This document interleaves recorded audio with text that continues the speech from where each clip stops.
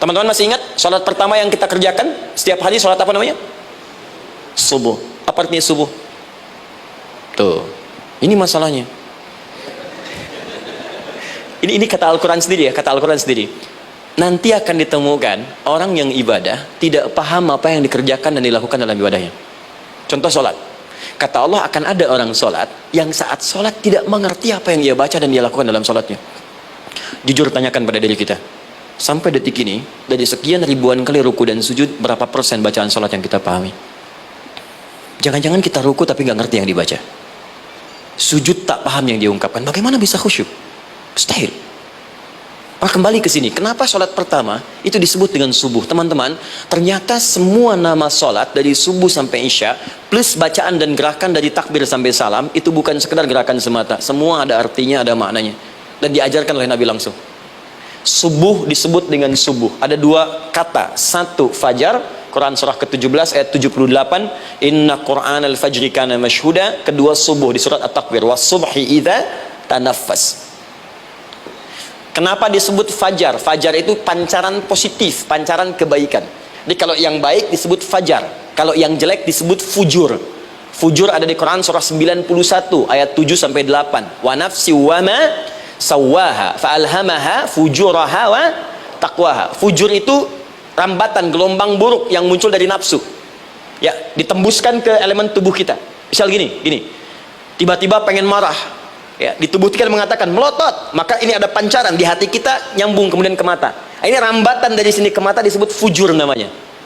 Mau ke tangan pukul, masuk ke tangan. Itu rambatannya disebut fujur namanya. Ya. Yang baiknya disebut fajar. Ya, misal saya ingin sholat, tiba-tiba hati mengatakan sudah azan, merambat ke kaki, cepat melangkah, cepat wudhu. Nah, itu rambatannya disebut fajar namanya, atau infajar. Ini pasti ada, ya. Fujur nama lainnya nafsu. Disebutkan 115 kali dalam Al-Quran. Takwa, rambatan fajar, sumbernya takwa, disebutkan 115 kali dalam Al-Quran. Di jiwa kita ada takwa, ada nafsu. Takwa yang dorong malaikat disebutkan 88 kali dalam Al-Quran. Nafsu yang dorong setan disebutkan sama 88 kali. Di setiap Anda akan mengerjakan satu hal, pasti akan yang mendorong pada yang baik, akan mencegah dari yang baik itu nafsu. Pasti itu. Pak Alpian mau tanda tangan proyek, tiba-tiba disodorkan, Pak, ini Pak, kok begini proyeknya? Perbaiki, karena ada yang nggak beres. Tapi fee-nya lumayan Pak, 1 miliar. Nggak bisa. Jiwa takwa mengatakan jangan terima Pak. Bapak mengatakan maaf, ini jari tahiyat, gak akan pernah dipakai maksiat. Perbaiki, datang lagi. Ini Pak, kok sama? Fee-nya diperbaiki Pak, 100 miliar. Nafsunya mulai berkata, terima. Takwanya bilang, jangan. Akhirnya beliau katakan, tangan tahiyat gak akan pernah dipakai maksiat. Tapi tunggu, saya istiqoroh dulu.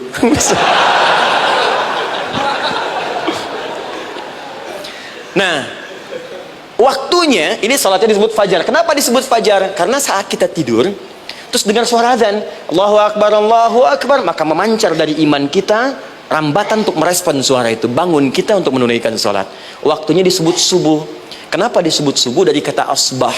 Asbah itu artinya yang siap dengan rencana. Dia orang Islam tuh nggak ada yang bangun dari tidurnya kecuali punya rencana jelas yang akan dieksekusi di hari itu. Makanya sebelum kita bekerja mengeksekusi itu, kita datang menghadap Allah supaya Allah berikan kemudahan di setiap aktivitas kita. Coba lihat manajemen Nabi. Bukankah sebelum tidur beliau istighfar dulu? Dirinci pekerjaannya, dicatat yang akan dikerjakan besok, istighfar 70 kali, 100 kali, sehingga dengan istighfar saat tidurnya tenang. Coba kita biasakan. Ada yang baca Quran, ada yang istighfar.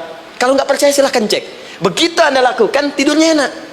Besoknya rencana itu sudah siap. Makanya ketika bangun, siap jam 7 mau kemana, jam 8 ada di mana, jam 12 kerjakan apa. Sebelum mengerjakan itu, datang kepada Allah, sujud, ya Allah, saya punya rencana ini, tolong mudahkan. Begitu caranya.